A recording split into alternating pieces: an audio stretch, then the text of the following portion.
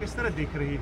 देखिए ये जो किलिंग्स जितनी भी हुई हैं वो उसकी अब तो हम मजम्मत करते करते जो हम थक गए हैं। रोज़ कोई ना कोई किलिंग, और ख़ासकर बिंद्रू साहब जिन्होंने अपनी सारी ज़िंदगी यहाँ कश्मीर को दी, यहाँ के लोगों की खिदमत की, और ये बहुत बड़ा सानिया है। और आज भी 2 हमारे टीचर मारे गए हैं।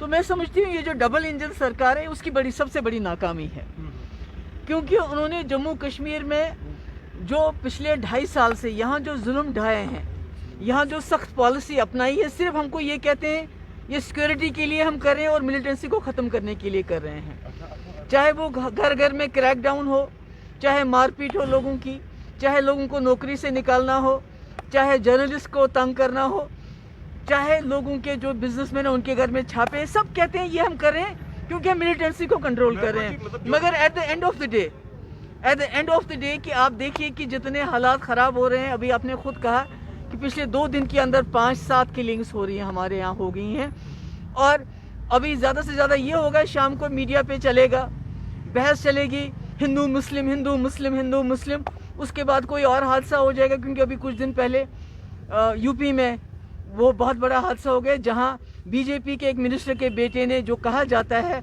कि 8 लोगों को रौंद के चली गई और कोई कार्रवाई नहीं हुई। आज ये वहाँ से अटेंशन डाइवर्ट हो गया, आज इस सानिया की तरफ।